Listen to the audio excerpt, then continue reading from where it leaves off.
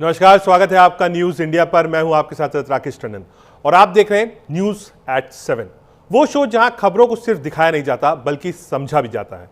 यहां हर बड़ी खबर का होता है गहराई से विश्लेषण, साफ शब्दों में आपके लिए। तो चलिए शुरू करते हैं आज की बड़ी खबरों के साथ। आज की पहली बड़ी खबर क्या है? राहुल गांधी इस वक्त बिहार में वोटर अधिकार यात्रा कर रहे हैं। यात्रा के 11वें दिन यानी कि आज उन्होंने कांग्रेस सांसद प्रियंका गांधी और राजद नेता तेजस्वी यादव के साथ दरभंगा में एक बाइक रैली निकाली। इस दौरान प्रियंका गांधी उनकी बाइक पर पीछे बैठी नजर आई।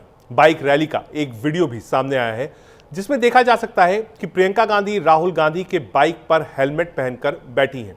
वहीं वोटर अधिकार यात्रा में तमिलनाडु के मुख्यमंत्री एम.के. स्टालिन भी शामिल हुए। महागठबंधन के नेताओं की तरफ से स्टालिन को वोटर अधिकार यात्रा में शामिल होने का आमंत्रण दिया गया था। इससे पहले मंगलवार की देर राहुल गांधी की वोटर अधिकार यात्रा मधुबनी होते हुए दरभंगा की सीमा में प्रवेश की, जहां महागठबंधन के लोगों ने राहुल गांधी का जोरदार स्वागत किया। जगह जगह राहुल गांधी के इंतजार में लोग खड़े दिखाई दिए। खास बात यह रही कि राहुल गांधी के साथ प्रियंका गांधी वाड्रा भी साथ थी। दोनों के ऊपर बुलडोजर से फूलों की बारिश भी की गई।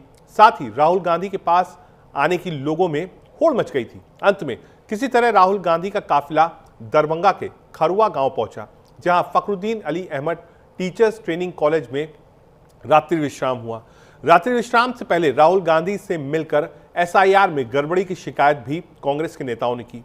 कांग्रेस नेताओं ने उनसे बताया कि अब भी दरभंगा के जाले विधानसभा में 7,000 से ज्यादा ऐसे वोटर हैं जिनका नाम एक से ज्यादा जगहों पर दर्ज है। इस दौरान मैंने पाया कि एक ही व्यक्ति है जो एक से ज्यादा जगहों पर वोटर अब भी बना हुआ है। सिर्फ अंतर यह है कि उनका बूथ नंबर बदल गया है। ऐसे में सवाल चुनाव आयोग पर उठता है कि ये कैसा एसआईआर है। चुनाव आयोग को सत्यापित करना है तो हम उनके साथ चलने को तैयार हैं। इसलिए हम लोग कहते हैं वोट चोर गद्दी छोड़। वोटर अधिकार यात्रा 1 सितंबर को महागठबंधन की पटना में होने वाली रैली के बाद खत्म होगी। जानकारी के मुताबिक सितंबर को पटना के गांधी मैदान में विपक्ष के नेताओं का जुटान होगा और वहां से सड़क पर विपक्ष के तमाम नेता मार्च निकालेंगे। आपको बता दें कि 17 अगस्त से वोटर अधिकार यात्रा की शुरुआत हुई थी। इसी बीच बताते चलते हैं कि राहुल गांधी की इस यात्रा में तेलंगाना के मुख्यमंत्री रेवंत रेड्डी भी शामिल हुए। रेवंत रेड्डी के बिहार आने पर अब राजनीतिक घमासान शुरू हो गया है। केंद्रीय मंत्री गिरिराज सिंह ने कहा है कि रेवंत रेड्डी ने बिहारियों का अपमान किया है। राहुल गांधी और उनके पूरे खानदान और लालू यादव के पूरे खानदान को माफी मांगनी चाहिए। तो वहीं जन स्वराज के संस्थापक प्रशांत किशोर ने कहा है कि बिहार के लोग रेवंत रेड्डी को लाठी डंडों से दौड़ा देंगे। राहुल गांधी उन्हें मंच पर घुमा रहे हैं।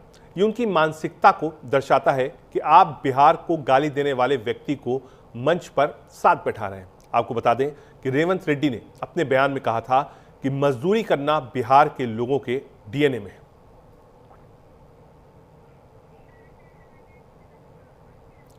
आपको बताएं, प्रियंका गांधी जिन इलाकों में वोटर अधिकार यात्रा में शामिल हुई हैं और जहां रोड शो की है वो भारतीय जनता पार्टी और एनडीए का गढ़ माना जाता है। हालांकि कभी ये इलाके कांग्रेस का भी मजबूत किला थे और माना जा रहा है कि ग्रैंड ओल्ड पार्टी अपने पुरानी जमीन वापस पाने के लिए कोई कसर छोड़ना नहीं चाहती है। हम आपको आंकड़े बता रहे हैं। 2020 चुनाव में मिथिलांचल में एनडीए का दबदबा था। जिला आपको बता रहे हैं, एनडीए महागठबंधन सीतामढ़ी लगभग 8 सीटें थी, मधुबनी में 10, दरभंगा में 10 और मुजफ्फरनगर में 11 सीटें, समस्तीपुर में 10, सहरसा 4 और शिवहर की 1 सीटें थी। ये जो मिथिलांचल एरिया है ये एनडीए का गढ़ माना जाता है और मजबूत गढ़ है और इसी को साधने में लगे हुए हैं प्रियंका, राहुल और तेजस्वी, और यहीं पर बुलाए गए हैं सारे विपक्ष के नेता। कितने जिले हैं? 7 जिले हैं। विधानसभा सीटों की बात करें तो 60 विधानसभा सीटें मिथिलांचल में आती हैं। मिथिलांचल में कौन कौन से जिले हैं ये हम आपको बता रहे हैं। मुजफ्फरपुर, पूर्णिया, समस्तीपुर, दरभंगा, मधुबनी, सीतामढ़ी, सहरसा, ये वो बड़े जिले हैं जिनकी हम बात कर रहे हैं। 60 सीटों का आंकड़ा है। इसी 60 सीटों को साधने में ये यात्रा है।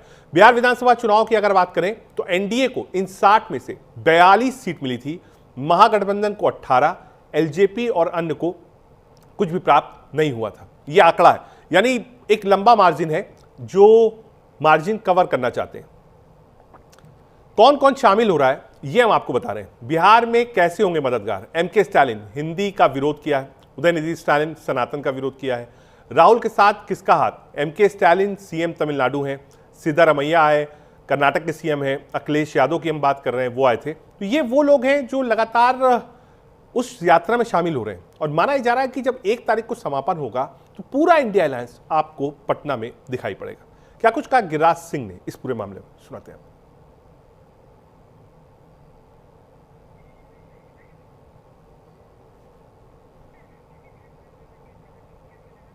क्या हुआ?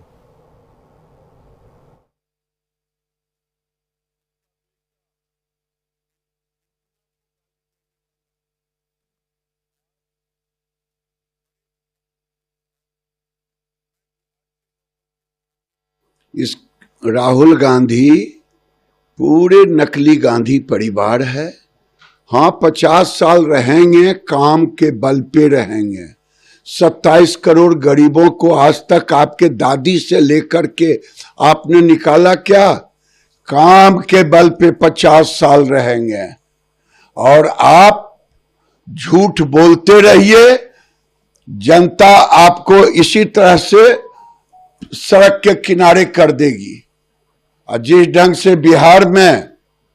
बिहार को गाली देने वालों को, हिंदुओं को गाली देने वालों को, स्टालिन को और तेलंगाना के मुख्यमंत्री को जमा कर रहे हैं, या तो आप माफी मांगिए और नहीं तो इसका खामियाजा आने वाले चुनाव में भुगतना पड़ेगा। इलेक्शन आता है, ओपिनियन पोल आते हैं और उसमें ओपिनियन पोल हमारे जो मीडिया वाले कहते हैं, हरियाणा में कहा कि कांग्रेस पार्टी जीतेगी।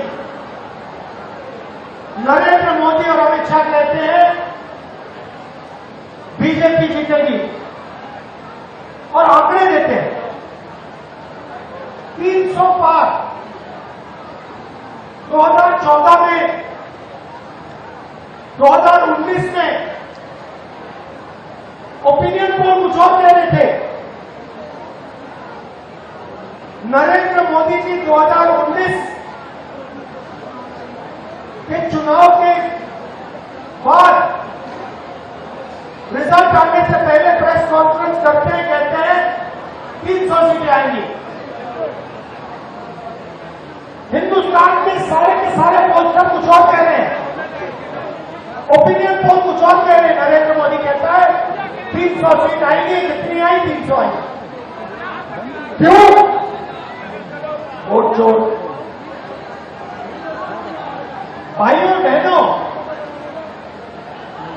सच्चाई है ये पहले गुजरात में शुरू हुआ।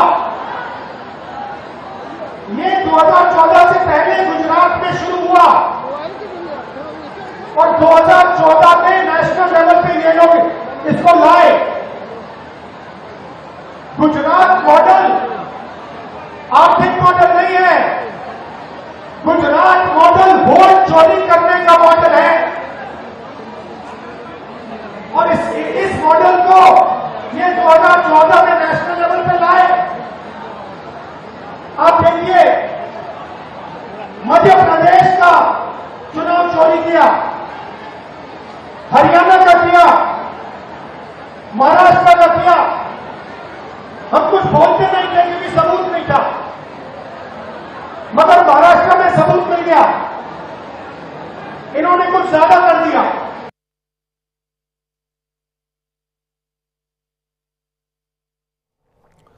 दरअसल आज जो यात्रा हो रही थी उस यात्रा में स्टालिन और तेलंगाना के मुख्यमंत्री वहां शामिल थे। इसको लेकर बिहार की राजनीति एक नया मोड़ ले ली। जितने भी लोग जो इंडिया अलायंस से अलग थे, चाहे वो प्रशांत किशोर हो, चाहे वो बीजेपी हो, चाहे वो एनडीए अलायंस हो, उन सब ने निशाना साधा स्टालिन और रेड्डी पर। क्या कुछ कहा सम्राट चौधरी ने और तेजस्वी यादव ने, सुनाते हैं। आज बिहार में तमिलनाडु के मुख्यमंत्री स्टालिन आए हैं। ये लोकतंत्र के लिए खतरा है और बिहार के लिए भी खतरा है कि राहुल गांधी और तेजस्वी यादव लालू परिवार को समर्थन देने आ रहे हैं। और लालू प्रसाद जी ने जिस तरह इन लोगों को बुलाकर बिहार के लोगों को अपमानित करने का काम किया, जो लोग बिहारी को गाली देते हैं, रेवंत रेड्डी हो, पंजाब के मुख्यमंत्री रहे हो तत्कालीन, कांग्रेस पार्टी हो, या सनातन का विरोध करने वाले स्टालिन का परिवार हो, यह स्पष्ट झलकता है कि बिहार जैसे राज्य को जिन जिन लोगों ने गाली दिया उसको लालू परिवार बिहार बुला रहा है, बिहार के चुनाव में बुला रहा है। यह स्पष्ट संदेश है, बिहारियों को गाली देने वाले लोगों का संरक्षण लालू प्रसाद जी का परिवार कर रहा है। और जो सनातन का विरोध करते हैं लगातार, वो जो भव्य सीता मंदिर आदरणीय नीतीश कुमार जी और आदरणीय अमित शाह जी ने जहां शिलान्यास किया, वहां जाने का काम कर रहे, मां जानकी का अपमान करने आ रहे लोग। इसलिए बिहार की जनता सब जानती है, बिहार की जनता देखती रही है। बिहार में एनडीए के साथ बिहार की जनता है और लोकतंत्र के लिए जो खतरा बना है, ये दोनों युवराज, दोनों को जनता सबक सिखाएगी। सरकार में घूसखोरी बढ़ी है कि नहीं बढ़ी है? बढ़ी है। एसआईआर में आप लोगों को आवासीय प्रमाण पत्र बनवाना होता है, जातीय प्रमाण पत्र बनाना होता है, देना पड़ता है कि नहीं देना पड़ता है घूस? अब तक समझे, जब से एसआईआर की प्रक्रिया चलती है, आवासीय प्रमाण पत्र, जातीय प्रमाण पत्र बनाने में लगभग 4,000 करोड़ का रिश्वत जो है लिया गया। और ये सब एनडीए के नेताओं के पास जो है ये पैसा पहुंच रहा है। ऐसी भ्रष्ट निकम्मी सरकार, जहां अपराध ही अपराध, बताइए मुजफ्फरपुर में अपराध बढ़ा है कि बढ़ा है? वोट यात्रा को लेकर आज बिहार में जेडीयू और आरजेडी भी आमने सामने थे। क्या कुछ कहा ललन सिंह ने और मृत्युंजय तिवारी ने, सुनाते हैं आपको। बिहार में भ्रष्टाचार के जनक श्री लालू प्रसाद जी के सुपुत्र श्री तेजस्वी यादव जी यात्रा कर रहे हैं और यात्रा में फर्जीवाड़ा करने के लिए वोट जो इस देश के नागरिक नहीं है उनका नाम भी वोटर लिस्ट में शामिल हो जाए, इसके लिए अभियान चला रहे हैं। तो खैर वो अभियान चला रहे हैं, वो चलाएं, लेकिन जो विदेशी है वो इस देश का नागरिक नहीं हो सकता है। और अभी आज देख रहे हैं कि तमिलनाडु के मुख्यमंत्री स्टालिन साहब, तेलंगाना के मुख्यमंत्री रेड्डी साहब, ये सब आ गए हैं। अरे रेड्डी साहब और स्टालिन साहब, जो आप लोगों ने हैदराबाद में और चेन्नई में जो बिहारियों को गाली दिया है, उसके लिए तो आज बिहार की धरती पर आके माफी मांगिए।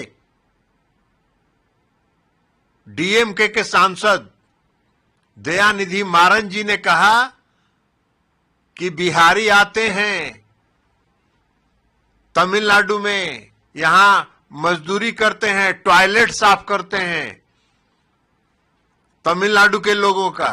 यही है बिहार के बारे में आपकी धारणा।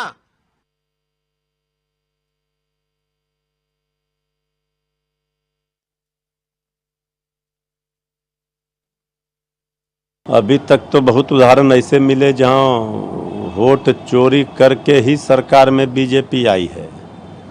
अब जो ये ताल ठोकते थे 400 पार, वोट चोरी करने के बाद भी 240 पर अटक गई।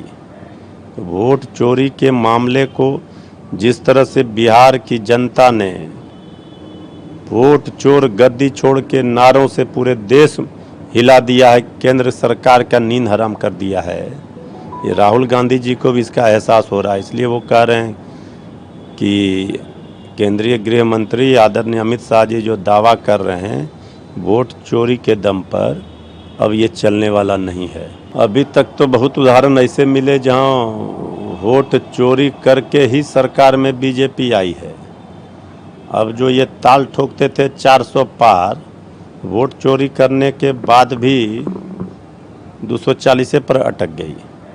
तो वोट चोरी के मामले को जिस तरह से बिहार की जनता ने वोट चोर गद्दी छोड़ के नारों से पूरे देश हिला दिया है, केंद्र सरकार का नींद हराम कर दिया है, ये राहुल गांधी जी को भी इसका एहसास हो रहा है। इसलिए वो कह रहे हैं कि केंद्रीय गृह मंत्री आदरणीय अमित शाह जी जो दावा कर रहे हैं वोट चोरी के दम पर, अब ये चलने वाला नहीं है। अभी तक तो बहुत उदाहरण ऐसे मिले जहां वोट चोरी करके ही सरकार में बीजेपी आई है। अब जो ये ताल ठोकते थे 400 पार, वोट चोरी करने के बाद भी 240 पर अटक गई।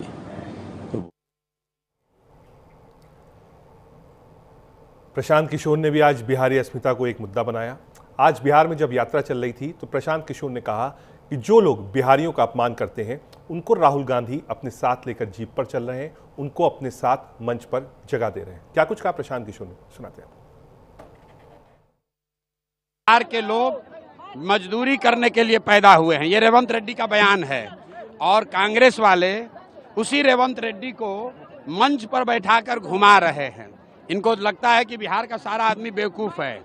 आज स्टालिन आए हैं बिहार में, इसी तमिलनाडु में बिहार के बच्चों को मारा गया, उस समय स्टालिन कहाँ थे? और आज स्टालिन आकर बिहार में घूम रहे हैं, वोट मांग रहे हैं। तो ये बिहार के लोगों के मुंह पर तमाचा है कि जो हम लोग के बच्चों को महाराष्ट्र में, तमिलनाडु में, तेलंगाना में गाली देता है, थप्पड़ मारता है, उसका हिम्मत है कि वो आकर बिहार में वोट मांग रहा है।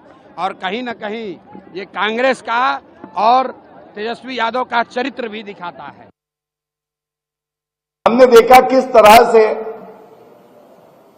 जिस नेता ने, चाहे वो चरणजीत सिंह चन्नी हो, जिन्होंने जब पंजाब में चुनाव था तो कहा था कि यूपी और बिहार के भैये पंजाब में ना घुसें, उनको घुसने मत देना, और प्रियंका गांधी वाड्रा ताली बजा रही थी वहां पे। अब प्रियंका गांधी वाड्रा बिहार की धरती पर गई हैं, बिहार की जनता ने संज्ञान भी लिया है और उचित जवाब सही समय पे जरूर देगी। इसी तरह से डीएमके के दयानिधि स्टालिन कहते हैं कि बिहारी तो तमिलनाडु में शौचालय साफ करने आता है। आज स्टालिन जी, वही डीएमके के नेता जिन्होंने गाली दी, आज स्टालिन बिहार में थे।